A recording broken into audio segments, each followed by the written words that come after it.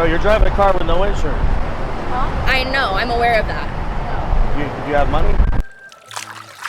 Whew, that's freezing. It is almost the middle of June, folks, in Southern California, and it has been raining and cold and horrible this entire time. So, man, could we use a break? Certainly no drought anymore, but I want to get in this thing. And it's about $300 or so to heat this sucker up for the weekend. So we're going to hold off on that since I got to keep fixing my cars. And let me introduce you all to Gus. Say hi, buddy. Later.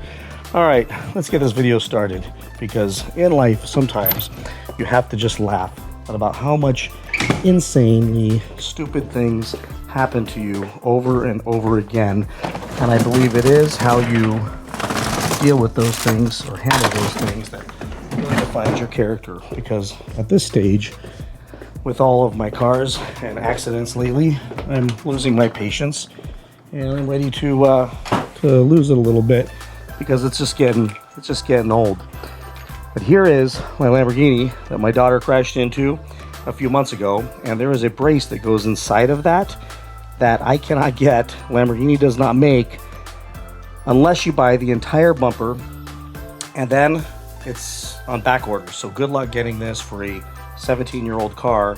And that means for now, until I can get the brace, which there's a place in Poland, guy that will actually fabricate one for this car, and I'm working with him to try to get that so that I can get this fixed, because right now we're doing the zip tie dance. I have this part. This is the cracks that need to get fixed. I have the guy that's going to do it and make it like new again, but without the inside brace. This can't mount to anything because it mounts to the brace, so that's still not fixed. My daughter's car is fixed, but mine is not yet. But it will be, and it will be beautiful again and like new. But what a pain in the neck it is to fix this car. When it comes to anything on this car, it is an absolute utter nightmare and ridiculously crazy expense. And I thought I could just move that bumper sticker from there to there and problem solved, but then I can't put my new exhaust tip on there, so that's a problem. And forgive my voice, everybody, but I lost it the last 2 weeks dealing with a little cold, so it's been just one thing after another. Ooh, let's grab a towel. Let me show you what it got going on here. So this last week I got crashed into on the freeway going to San Diego for work. Car's filthy because it's been raining, and this happened. And one girl, I saw her coming up behind me, flying, and I realized by the look on her very young face that she was not paying attention. And I don't know if she's looking at her cell phone or what. She was not paying attention. And the front of her car finally dipped, and she slammed her brakes on, and she was gonna miss me, and I was gonna be okay. And then the car behind her slammed in the back of her and pushed her into me, which has scuffed up my bumper pretty nastily and put some divots in here, cracks in the plastic. So I'm guessing I needed a whole new bumper, or maybe it could just get fixed. Nonetheless, popped this out, my rear diffuser, and I went to AutoZone and borrowed a screwdriver and got it popped back in. So that's back to normal and fine. So that'll all get fixed. So that's a minor accident, but no matter how you look at it, it's getting old getting in accidents. And if I keep getting into these things, my Carfax is going to be ridiculous on this car. So that I'm probably just going to give the girl the opportunity to fix it, or just pay me to fix it, and do what the lady did not do for me when I crashed into the side of her Camry, and give her a chance to keep it off her driving record, even though she does not have insurance, and avoid any long-term drawn-out lawsuits or issues with my insurance company, which will cover it for me. But then I have another claim, and what's the point if I can get this done myself for $1,000 or something like that? So that's the issue, and I made a decision that I will not drive this anymore as my daily, and that from now on I'm driving the cop car, because I don't care who hits that, what happens to that, because whatever hits that's probably gonna not fare very well, and the repairs on that thing are so cheap, and I could do them myself if I had to, and it just doesn't matter. That thing's a tank, and I got a push bumper on the front, so if somebody pushes me into somebody, no big deal. That thing will be fine. So that's what happened to this thing. But what I wanted to share with you all is the video of the side of the road when these girls smashed into the back of me, and I end up on the side of the road with two of the most unknowledgeable, oblivious people I've met in a very long time. Out of the thousands of people that I could find on the freeway, I found these two. I'm not doing this video to put them on blast and embarrass them, so I'm going to cut their faces out of this. If you know their voice, no need to put their name in there. I just want them to learn a lesson that having insurance and knowing you have insurance and having your proof of insurance on you is kind of part of driving nowadays. When you get behind the wheel, get your insurance and go on the road and know that you're going to completely be able to handle any expense that comes along if you were to do something extremely stupid and negligent. Otherwise, what happens is what happened to me. So when I play this video, some of you are going to get frustrated, like I was, and want to pull your hair out of your head at the responses. It does turn out one of them has insurance. I think she had a card that she finally found. The other one admitted she had no insurance. And that means that since she was the third in line to smash into the car behind me, and then that car smashes into me, that it's probably her fault. So the one without insurance, I'm guessing. I don't know. If you're a cop and you know, let me know. Yes, we did call the police department, and I wasn't going to have them come out for a non-injury accident. And they were busy like you wouldn't believe, and there was a million cars on the freeway. We would have been waiting 2 hours in a dangerous situation. So my advice to all of you is, if nobody's hurt, get the hell off the freeway as soon as you possibly can.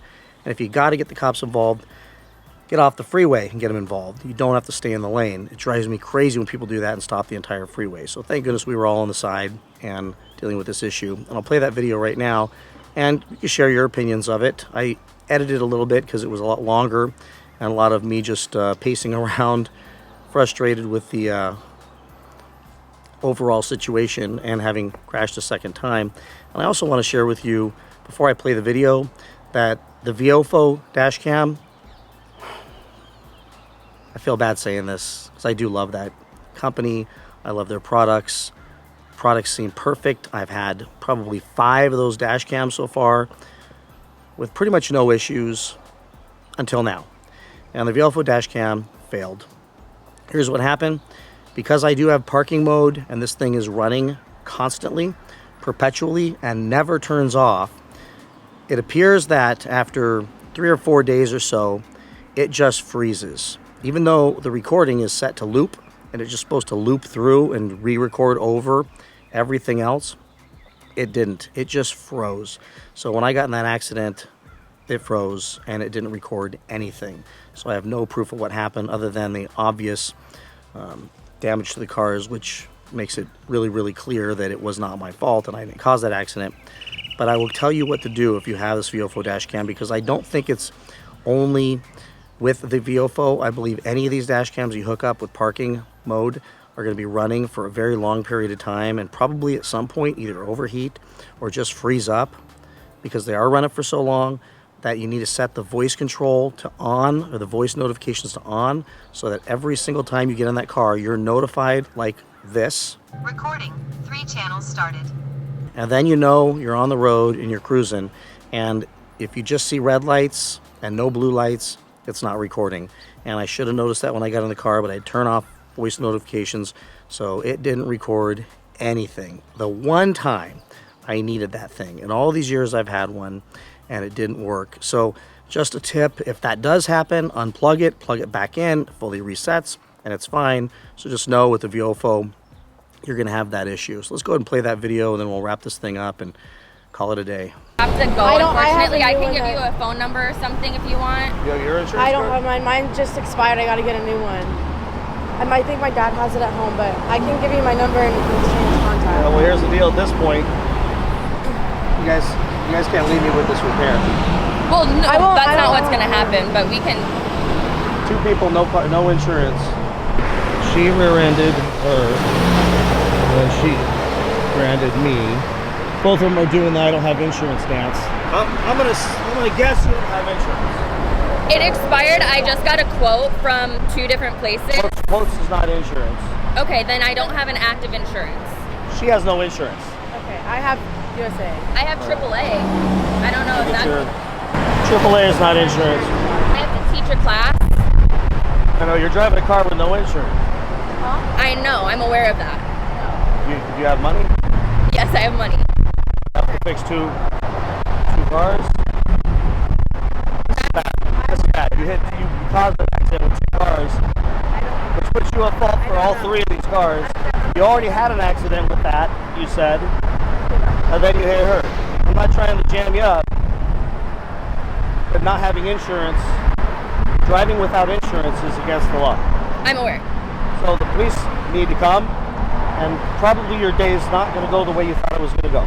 Thank you. I know that. So, all right, so what do you guys think about that? I'm sure it frustrated you all as much as it frustrated me to stand on the side of the road with 2 people that didn't know what the hell was going on, and that blows my mind. So the second I got home, I grabbed my daughter and I said, listen, show me your insurance as though something bad just happened right now, because I gave her the card and it's on her phone. I said, show it to me quickly, and she was able to go in there and grab the insurance card and pull it out. And that's how it should go. Show your driver's license, insurance, and then move on, and check the expiration date all the time on the proof of insurance. Otherwise you can end up with an expired card and somebody with no insurance. So this situation, one of them, no insurance, and yes, I have uninsured motorists and all that fun stuff, but nonetheless, I don't need the claim on my insurance.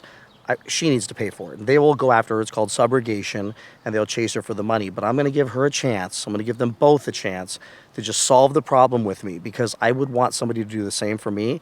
If not, then I'll let my insurance company do what they do and put them through medieval torture over time. And I just want to make sure that they learn their lesson. And the one that hit me, the one that ultimately caused the whole thing, she immediately says, oh, I'm sure you heard this in there, oh, the damage on my car is from another accident.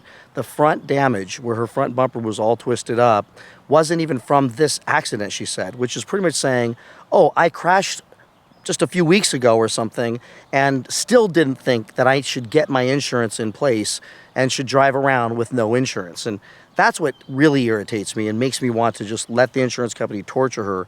But I'm still going to try to solve the problem. And she's a teacher. She's teaching our youth, everybody. So I'm sorry, I'm going on a rant, but it's so frustrating. So I crashed into the side of a Camry like 5 months ago, and I get out and I immediately tell the lady, it's my fault, my bad, here's my insurance, here's my driver's license. She reports it, her car's in the shop the next day. So it was mine. Everything was good. That's the way it's supposed to go. Nobody got hurt, thank goodness, that's what's important. Out here, I end up spending 20 minutes on the side of the road, in traffic, dealing with a bunch of blah, blah, blah. They don't know what the hell they're doing. I don't know where my insurance is. I don't have a card. I got to call my dad. I got to do this. The one younger girl, I felt really bad for her because it reminded me of my daughter, like, if she was on the road, just the first time ever getting in an accident and scared to death. So I did show a little bit of empathy there, and I wasn't as tough. But the other one, as you can see in that video, I was tough. So with that, everybody, I share this with you to let you know about the Viofo camera. Make sure you reset that thing, or make sure it's set on voice notifications. And when you get in an accident on the highway, get off the highway and make sure because think about everybody else. Get all the other cars moving again and make sure that you're safe and you're not in traffic or going to get hit. And that I had to make that decision at the end just to let everybody go, because there was no way we were going to be able to get somewhere and all be together at the end. Even though I wanted the highway patrol to come out and ticket her and do all that fun stuff to her, at a certain point, safety was more important. It's just time to get back on the road and get to work. I was late to a meeting. I had 80 people waiting for me to come show up and speak to them, and I'm screwing around on the side of the road. And the fun part, what I did find out also, is my Chick-fil-A large Diet Coke, when I leaned over to grab my phone that flew off the little mount there, it busted the styrofoam and filled the cup holders up with liquid. They are waterproof. They will hold liquid, which is pretty cool. And the only way to get them out when you don't have a towel or you don't have any rags is to stick your straw in the center console and just suck all that Diet Coke out, because you don't want that to go to waste. So with that, everybody, please like, subscribe, comment, and stay safe out there on the highway. Sometimes, you know what? Stuff just happens, and you got to keep a positive attitude about it, because when nobody's hurt and all it is material things, then you just push through. But it still does really, really suck. And you're allowed to get upset. You're allowed to be mad, but you got to push through it fast. And I did. Got back on the road and just kept on going. Went to AutoZone, got a screwdriver, popped that thing back in place, wiped it off, and it is what it is. But dang, if anybody wants to buy this thing, it's 2022. I've got 15,000 miles on it. I've got a new front bumper and potentially a new back bumper, and I'll give it to you for a really good price. By really good price, I mean like $55,000. Just let me know.